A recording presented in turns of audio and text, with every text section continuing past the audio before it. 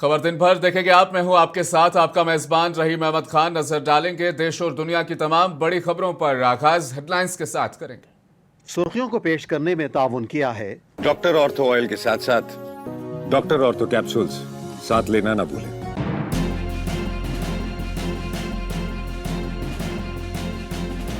दो 2047 तक तरक्की याफ्ता हिंदुस्तान की तरफ सफर मुल्क के लिए अहम। वजीर आजम का विकसित भारत यंग लीडर्स डायलॉग 2026 का इख्तितामी इजलास से खिताब।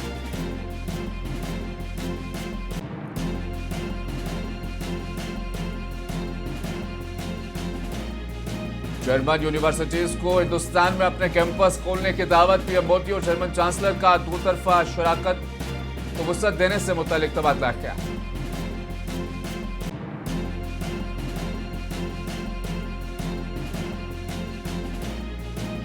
पार्लिमानी रिवायत में एक गैर मामूली पेशरफ्त। मरकजी बजट इतवार 1 फरवरी को होगा पेश। बजट इजलास 28 जनवरी को होगा शुरू। स्पीकर ओम बिरला ने प्रेस कॉन्फ्रेंस में किया ऐलान।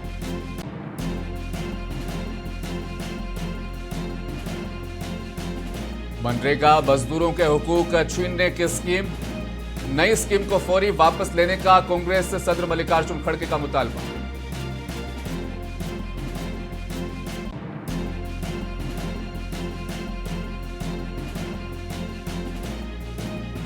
ईरान में हुकूमत मुखालिफ मुजाहिरों में शिद्दत। मुजाहिरों को मुल्क भर में फैलने से रोकने के लिए हुकूमत के सख्त इक़दाम।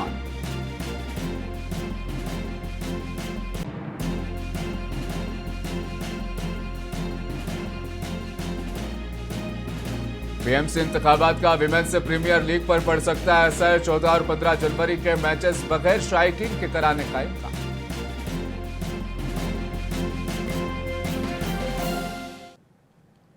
नेशनल यूथ डे और स्वामी विवेकानंद के यौम पैदाइश के मौके पर वजीर आजम नरेंद्र मोदी ने आज नई दिल्ली के भारत मंडपम में विकसित भारत यंग लीडर्स डायलॉग 2026 के इख्तितामी इजलास में शिरकत की। इस प्रोग्राम के जरिए वजीर आजम और बैनुल अक़वामी नौजवानों के नुमाइंदों समेत तकरीबन 3000 नौजवान शुरका के दरमियान बराह रास्त बातचीत को पेश किया गया। इस मुकालमे ने मुल्क भर से नौजवान लीडरों को इकट्ठा किया, जिन्होंने गुज़श्ता चंद दिनों से फ़आल तौर पर बातचीत में हिस्सा लिया। इख्तितामी सेशन के दौरान मुंतखब शुरका ने 10 अहम मौज़ूआत पर वज़ीर आज़म के सामने हतमी पेशकश की।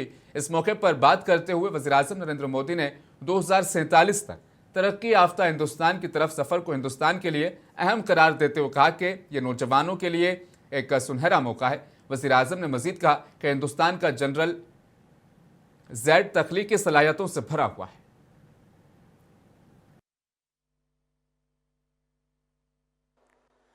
साथियों, साल 2047 में जब हमारी आजादी के 100 साल होंगे,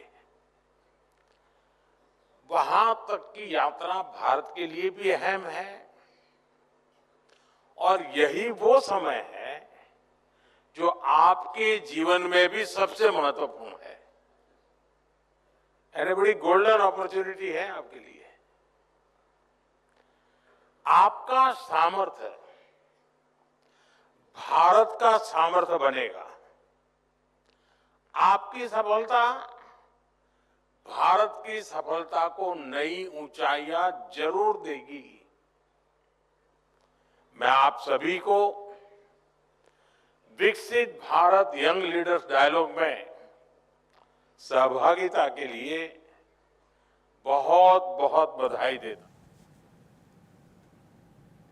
वज़ीर आज़म नरेंद्र मोदी और जर्मन चांसलर ने आज दोतरफा शराकत को जामे तौर पर वुसअत देने के लिए वसी बातचीत की और दोनों ममालिक ने तालीम के मैदान में ताल्लुकात को वुसअत देने के लिए एक जामे रोड मैप भी तैयार किया। दोनों रहनुमाओं ने रूस यूक्रेन तनाज़ा, गजा के सूरत हाल और दीगर अहम आलमी चैलेंजेस पर भी तबादला ख्याल किया। वज़ीर आज़म मोदी ने कहा कि हिंदुस्तान ने हमेशा तमाम मसाइल और मुतनाज़ात के पुरअमन हल की हिमायत की है। वज़ीर आज़म मोदी ने कहा कि आज तैयार किया गया आला तालीम पर जामे रोड मैप तालीम के मैदान में हमारी शराकतदारी को एक नई सिमत देगा। वज़ीर आज़म ने जर्मन यूनिवर्सिटीज़ को हिंदुस्तान में अपने कैंपस खोलने की दावत भी दी। वज़ीर आज़म ने कहा कि वो इस ख्याल से मुत्तफिक हैं कि दहशतगर्दी पूरी इंसानियत के लिए संगीन खतरा है। उन्होंने कहा कि हिंदुस्तान और जर्मनी मुत्तहिद होकर पूरे अज़्म के साथ उसका मुकाबला करते रहेंगे। पीएम मोदी ने मज़ीद कहा कि आज हमने यूक्रेन और गजा समेत मुतअद्दिद आलमी और इलाकाई मसाइल पर तफसीली तबादला ख्याल किया है।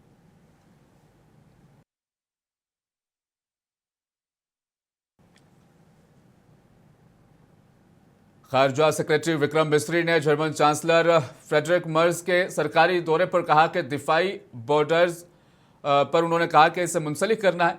इंतखाब करने के हिंदुस्तान की पॉलिसी कौमी मफाद पर मबनी है और ये बिल्कुल नजरियाती नहीं है। जर्मन लीडर ने, जिन्होंने आज वज़ीर-ए-आज़म नरेंद्र मोदी से मुलाकात की, कहा कि जर्मनी रूस पर हिंदुस्तान का इन्हिसार कम करने के लिए सिक्योरिटी के मामलात पर मजीद करीबी ताउन करना चाहता है। विक्रम मिस्री ने कहा कि मेरे ख्याल में जहां तक सिक्योरिटी पॉलिसी के पहलुओं का ताल्लुक है, वो इस बात की तरफ इशारा कर रहे थे कि जिसके बारे में पहले बात कर रहा था, जो इस नुक्ताए नज़र में तब्दीली थी जो जर्मनी ने दिफाई और सिक्योरिटी पॉलिसी के हवाले से इख्तियार किया है। Security policy related remarks that the German Chancellor had made and some other related remarks on the decrease in our sourcing from other sources. I think insofar as the security policy aspect is concerned, he was pointing to what I was talking about earlier, which is the change in the approach that Germany has taken with regard to defense and security policy insofar as India is concerned. But look, our approach on defense sourcing is driven entirely by our national interests. There are a lot of factors involved in that, and मरकजी budget 2026-27 Lok Sabha में 1 फरवरी को पेश किया जाएगा। Parliament का budget इजलास इस माह की 28 तारीख को शुरू होगा और 2 अप्रैल तक जारी रहेगा। लोकसभा के स्पीकर ओम बिरला ने कहा कि बजट पेश करने का अमल 1 फरवरी को ऐवान में शामिल किया जाएगा। सुबह 11 बजे शुरू होगा। ओम बिरला आज नई दिल्ली में एक प्रेस कॉन्फ्रेंस के दौरान इस सिलसिले में एक सवाल का जवाब दे रहे थे। उन्होंने कहा कि पार्लिमानी रिवायत में एक गैर मामूली पेशरफ्त में माली साल 2025-26 का मरकजी बजट इतवार को पेश किया जाएगा। उन्होंने आज बाज़ाब्ता तौर पर ऐलान किया कि वज़ीर ख़जाना निर्मला सीतारमण इतवार 1 फरवरी को पार्लियामेंट में बजट पेश करेंगी।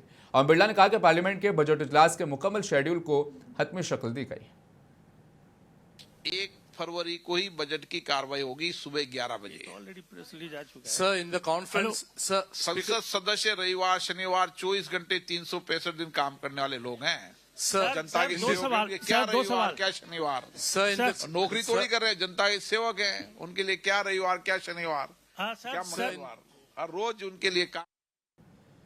इस दौरान पार्लिमानी उमूर के वजीर किरण रिजिजू ने कहा कि बजट सेशन का पहला मरहला जो 28 जनवरी से शुरू होगा 13 फरवरी को इख्तिताम पसीर होगा। उन्होंने कहा कि पार्लियामेंट के दूसरे मरहले के लिए 9 मार्च को दोबारा जमा होंगे और 2 अप्रैल तक जारी रहेगी। रिजिजू ने मजीद कहा कि ये बामानी बहस और अवाम पर मबनी हुक्मरानी की तरफ एक अहम कदम है।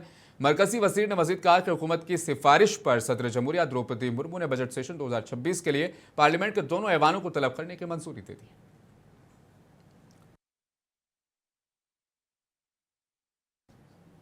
माली साल 2025-26 का मरकजी बजट इतवार को पेश किया जाएगा। ये बजट वजीर खजाना निर्मला सीतारमण के लिए भी एक ज़ाती कामयाबी होगी। यह उनकी मुसलसल नवी बजट पेशकश होगी। इसके साथ ही वो साबिक वजीर खजाना मोरारजी देसाई की सबसे ज़्यादा बजट पेश करने के रिकॉर्ड के बेहद करीब पहुंच जाएगी। मोरारजी देसाई ने अपने दौर में कुल 10 बजट पेश किए थे। इस तरह निर्मला सीतारमण अब तक इस तारीखी शख्सियत से सिर्फ एक कदम दूर होंगे। कांग्रेस के कौमी सदर मल्लिकार्जुन खड़गे ने आज एक मरतबा फिर मरकजी हुकूमत और वज़ीर-ए-आज़म नरेंद्र मोदी को शदीद तनक़ीद का निशाना बनाया। मल्लिकार्जुन खड़गे ने कहा, मोदी की हुकूमत ने फॉरम के 3 कवानीन लाए और उनके खिलाफ एहतजाज करते हुए 700 किसानों की मौत के बाद उन्होंने उन्हें वापस लिया। खड़गे ने कहा कि बीबी जीराम जी को भी वापस ले लेना चाहिए। कांग्रेस के कौमी सदर ने मजीद कहा कि हुकूमत मनरेगा के जरिए मजदूरों का हक छीनने की कोशिश कर रही है। उन्होंने फौरी तौर पर उसे वापस लेने का मुतालबा किया।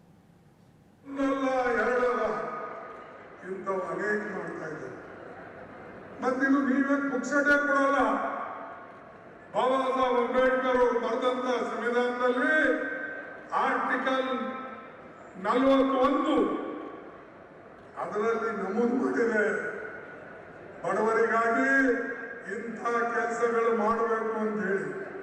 ಅದರ ಪ್ರಕಾರ ಇವತ್ತು ಜವಾಹರ್ಲಾಲ್ ನೆಹರು ಅವರು ಹೇಳಿದ ಪ್ರಕಾರ, ಅಂಬೇಡ್ಕರ್ ಅವರು ಹೇಳಿದ ಪ್ರಕಾರ ಈ ಕೆಲಸಗಳು ನಡೆದಿವೆ। ನೀವೇನು ಮಾಡಿಲ್ಲ, ನಿಮಗೇನು ಉಪಕಾರ ಇಲ್ಲ, ಆದರೂ ತುಳಿತಕ್ಕಂಥ ಕೆಲಸ ಮೋದಿ ಅವರು ಸರ್ಕಾರ ಮಾಡ್ತಾ ಇದೆ।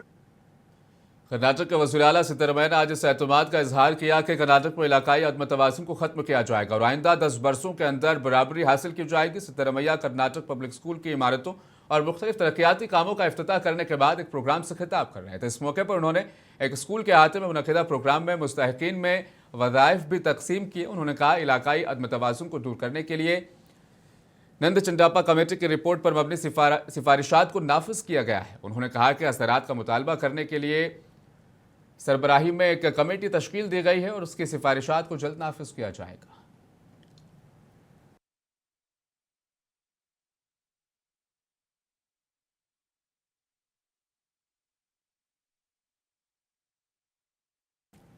दिल्ली में बाएबाजों की जमात सीपीआईएम और सीपीआई और दीगर ने जंतर मंतर पर एहतजाजी मुजाहिरा किया और वेनेजुएला के खिलाफ अमेरिकी फौजी कार्रवाई की शदीद मजम्मत करते हुए अक़वाम मुत्तहिदा के चार्टर की खिलाफ वर्जी और वेनेजुएला के तेल के वसाइल पर कब्जा करने की साजिश करार दिया। इस मौके पर कम्युनिस्ट कायदीन ने हुकूमत हिंद से मुतालबा किया कि वेनेजुएला के साथ खड़े हों और अमेरिका के इस इक़दाम की मजम्मत करें।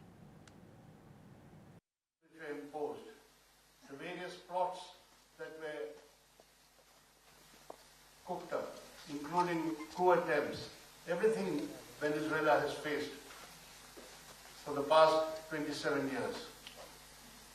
And now comes the direct aggression and the naked attempt to control Venezuela.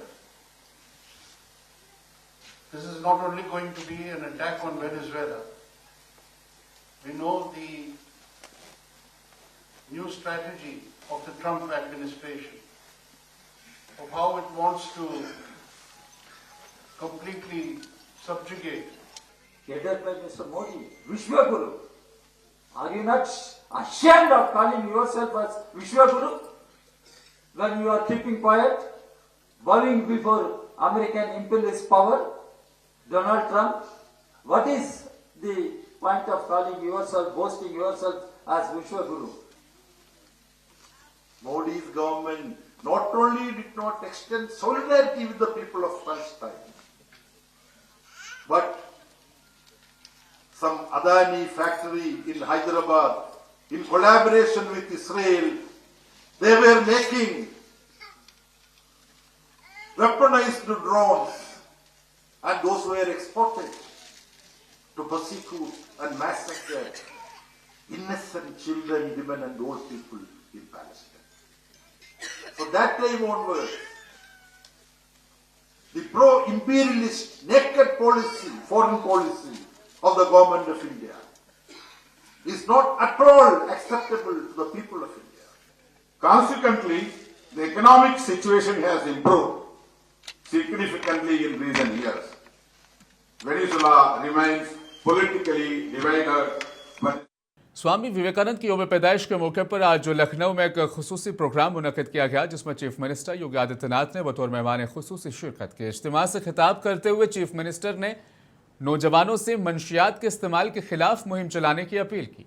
उन्होंने कहा कि नशा तबाही का बाइस है और इसके खिलाफ मुहिम चलाई जानी चाहिए।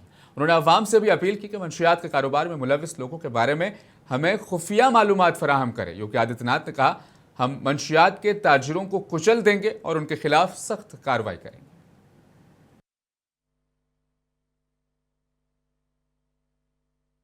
On the occasion of Swami Vivekananda's birth anniversary, a special program, Yuva Pratibha Samman or Rashtra Nirman, was organized in Lucknow on Monday.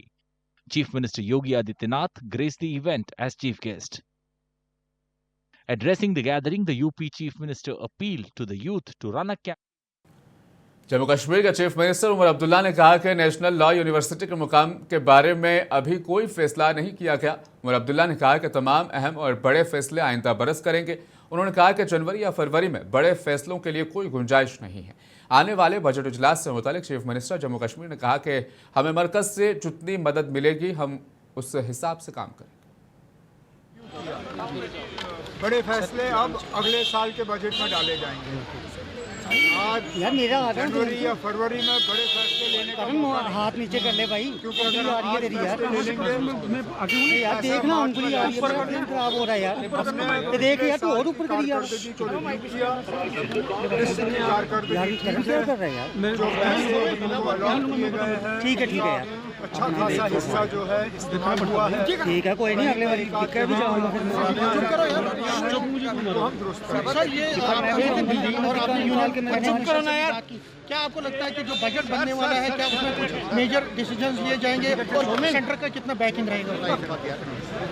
जितना मरकज की तरफ से हमें मदद मिल सकेगी अच्छा होगा, मिले, क्योंकि माली हालत जम्मू कश्मीर की कुछ ठीक नहीं है, लेकिन तब भी कोशिश हमारी यही होगी कि जो हमने शुरुआत की थी पिछले साल के बजट में, उस सिलसिले को हम आगे बढ़ाएं, जो ऑनगोइंग स्कीम्स हैं उनको हम और तेज़ी से आगे बढ़ाएं और कुछ नई चीज़ें जो हैं वो हम लोगों के सामने। क्योंकि जम्मू के साथ डिस्क्रिमिनेशन का हमेशा रहता है, मैं फिर इस सवाल को पूछता हूँ कि क्या जम्मू के लोगों को आप बजट के लिए वेट करिए ना, ऐसा तो मुमकिन ही नहीं है कि मैं यहाँ खड़े होकर आप सबको बजट सुनाना शुरू करूँ। बीजेपी एमपी और साबिक मरकजी वजीर अनुराग ठाकुर ने कहा कि कोयला घोटाले के मामले में आईपैक अहदेदारों के खिलाफ ईडी के छापों के दौरान ममता बनर्जी की मुदाखलत आने वाले इंतखाबात में शिकस्त का इशारा देती है। उन्होंने कहा कि ममता बनर्जी के बौखलाहट से जाहिर होता है कि वो आने वाले असेंबली इंतखाबात को लेकर परेशान। ममता बनर्जी जी की छटपड़ाहट, बौखलाहट और घबराहट दिखाती है कि वो आने वाले चुनावों को लेकर सहज नहीं, सहमी हुई है और कहीं ना कहीं उन कागजों में, उस पेन ड्राइव में काले चिट्ठे किसके थे अब कहने की जरूरत नहीं। ममता बनर्जी जी मुख्यमंत्री होकर अगर असंवैधानिक कार्य करने आ जाएं, जांच एजेंसियों को रोकने पर आ जाएं, बाधाएं डालें, तो दिखता है कि दाल में कुछ काला नहीं। साबिक नायब सदर जमहूरिया जगदीप धनखड़ को आज नई दिल्ली के all India institute of medical sciences AIIMS में दाखिल कराया गया। हुकाम के मुताबिक गुज़श्ता हफ्ते 2 मरतबा बेहोश होने के बाद उन्हें तिब्बी मुआयने के लिए अस्पताल में दाखिल कराया गया है, जहां उनके मजीद टेस्ट किए जाएंगे, जिनमें MRI भी शामिल। हुकाम ने बताया कि धनखड़ 10 जनवरी को वॉशरूम में 2 बार बेहोश हो गए।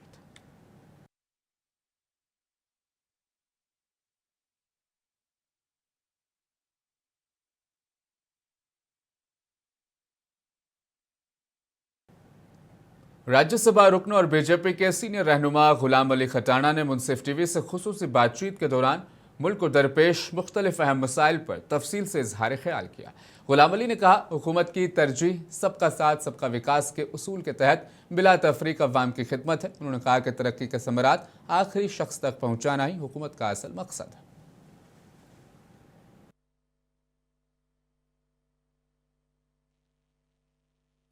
राज्यसभा के रुकन गुलाम अली खटाना जो बीजेपी से चुन के आते हैं, हमारे साथ खास बातचीत करने के लिए मौजूद हैं। सर, आपका इस्तकबाल और खैर मकदम है।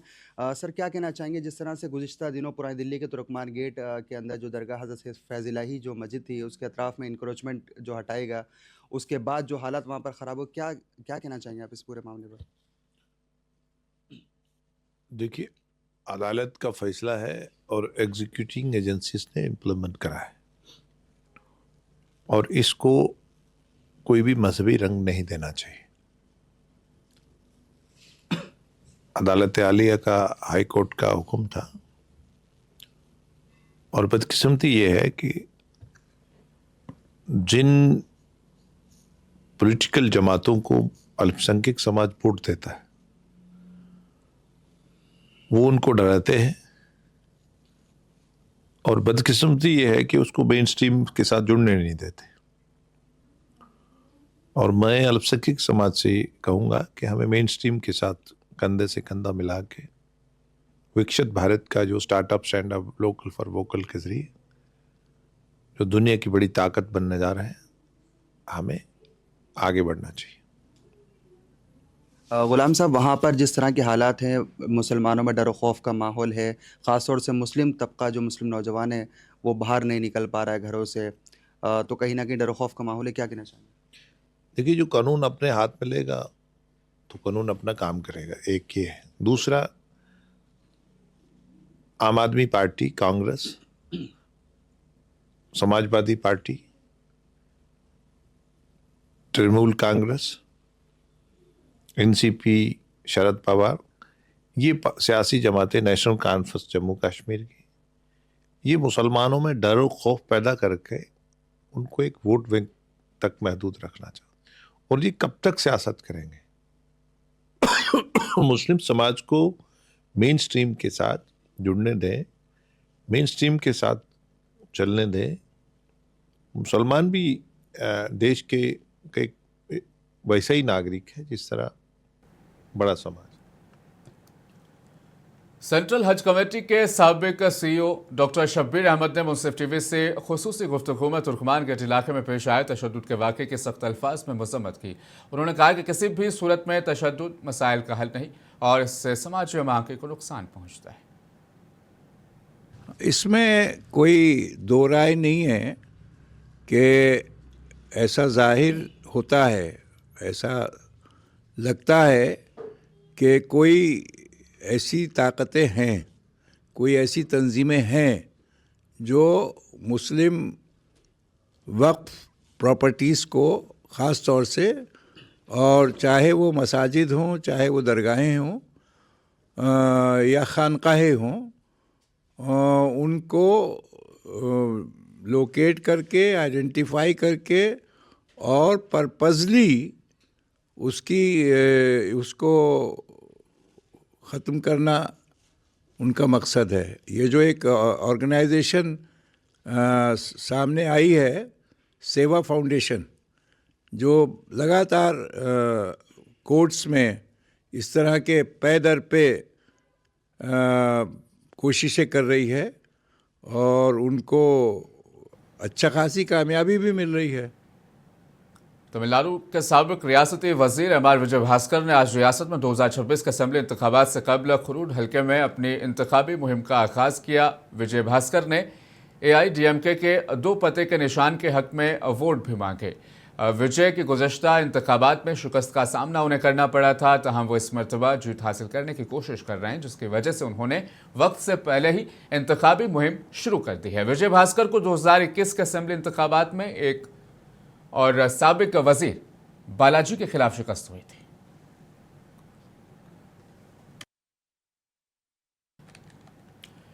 हिंदुस्तान के नायब कप्तान श्रेयस अय्यर ने विराट कोहली की तारीफ करते हुए कहा कि अजीम बल्लेबाज बरसों से रन बना रहे हैं। श्रेयस अय्यर ने कहा कि कोहली ने गुज़श्ता रोज न्यूजीलैंड के खिलाफ इफ्तिताही मैच में निशाने के ताकुब में अहम किरदार अदा किया। कोहली ने 91 गेंदों पर 93 रन बनाए, जिसकी मदद से टीम इंडिया ने 301 के हदफ का ताकुब करते हुए 4 विकेटों से जीत दर्ज की और 3 मैचों की सीरीज में हम 1-0 की सबकत हम हासिल कर चुके हैं। इनिंग्स के दौरान कोहली तमाम फॉर्मेट्स में 28,000 बैनुल-अक़वामी रन्स तक पहुंचने वाले तेज तरीन खिलाड़ी और सचिन तेंदुलकर के बाद बैनुल-अक़वामी क्रिकेट में दूसरे सबसे ज्यादा रन्स बनाने वाले खिलाड़ी भी बन गए।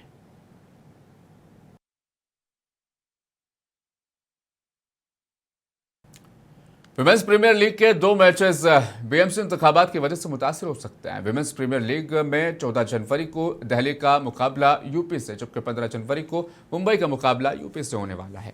इस दौरान बीसीसीआई ने इशारा दिया है कि 15 जनवरी को होने वाले बीएमसी इंतखाबात के पेश नज़र इन दोनों मुकाबलों में अवाम को दाखिले की इजाज़त नहीं रहेगी। बीसीसीआई के सेक्रेटरी देवजीत साइका ने बताया कि खाली स्टेडियम्स में WPL मैचों के इनेकाद का इम्कान जाहिर होता है।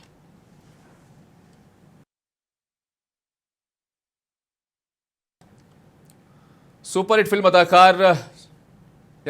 फिल्म बॉर्डर का सीक्वल बॉर्डर 2 जल्द ही सिनेमाघरों के थिएटर्स में अब आने वाला है। आज मुंबई में मुनक्किदा एक तकरीब में बॉर्डर 2 के गाने को लॉन्च किया गया। इस मौके पर मीडिया से बात करते हुए अदाकार सुनील शेट्टी ने कहा कि अगर पहले वाली बॉर्डर फिल्म में मेरी मौत नहीं होती तो मैं बॉर्डर 2 में भी शायद दिखाई देता, क्योंकि मुझे फौजी यूनिफॉर्म पहनने में बहुत ज्यादा मजा आता है। सानिपा जिनके बिना ये फिल्म बन ही नहीं सकती। जब मैं बॉर्डर में मुझे मेरी डेथ सीक्वेंस मिली थी तो मैं बहुत खुश था कि यार when you die for the country वैसे ही दिखाया जाता है। एंड ईरान में हुकूमत मुखालिफ मुजाहिरे दिन ब दिन शिद्दत इख्तियार करते जा रहे हैं। ईरान की हुकूमत ने इन मुजाहिरों को मुल्क भर में फैलने से रोकने के लिए डिजिटल ब्लैकआउट को भी मजीद सख्त कर दिया है, जिसके नतीजे में पूरे ईरान में इंटरनेट सर्विसेज पूरी तरह से मुतासर हैं, जिसकी वजह से लाखों अफराद दुनिया से कट गए। इस हवाले से आप देखिए इस तफसीली रिपोर्ट को। मुझे दीजिए इजाजत, बने रहें मुंसिफ टीवी के साथ। ईरान में हुकूमत के खिलाफ जारी मुजाहिरे थमते नजर नहीं आ रहे हैं, जहां एहतजाज के साथ साथ डिजिटल मोर्चे पर भी लड़ाई तेज हो चुकी है। हुकूमत भी इसके खिलाफ सख्त कदम उठाने लगी है और डिजिटल ब्लैकआउट मजीद सख्त कर दिया गया है।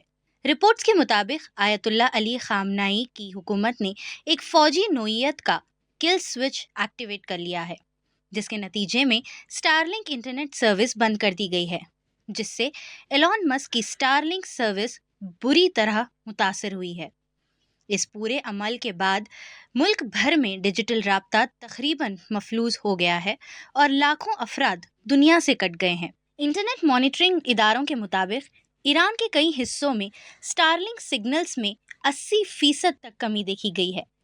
माहिरीन का कहना है कि ये कोई आम तकनीकी खराबी नहीं, बल्कि ताकतवर इलेक्ट्रॉनिक जैमिंग है, जो आम तौर पर फौजी ऑपरेशंस में इस्तेमाल होती है। इसी तनाजुर में ये सवाल शिद्दत इख्तियार कर गया है कि क्या ईरान ये जदीद सलाहियत अकेले रखता है या इसमें रूस या चीन की मदद शामिल रही है। दिफाई तज्जियाकारों के मुताबिक रूस के पास ऐसे इलेक्ट्रॉनिक वॉरफेयर सिस्टम्स मौजूद है जो सैटेलाइट कम्युनिकेशन को जैम करने की सलाहियत रखते हैं, और ईरान और रूस के दरमियान फौजी ताउन पहले से कायम है। चीन भी माजी में स्टारलिंक जैसे सैटेलाइट नेटवर्क्स को नाकारा बनाने से मुतालिक तहकीक करता रहा है। माहिरीन के मुताबिक अगरचे चीन या रूस की तरफ से बराह रास्त मदद का कोई सरकारी सबूत सामने नहीं आया, ताहम इस्तेमाल होने वाली टेक्नोलॉजी आम शहरी निगरानी से कहीं ज्यादा जदीद नजर आती है। ब्यूरो रिपोर्ट, मुंसिफ टीवी।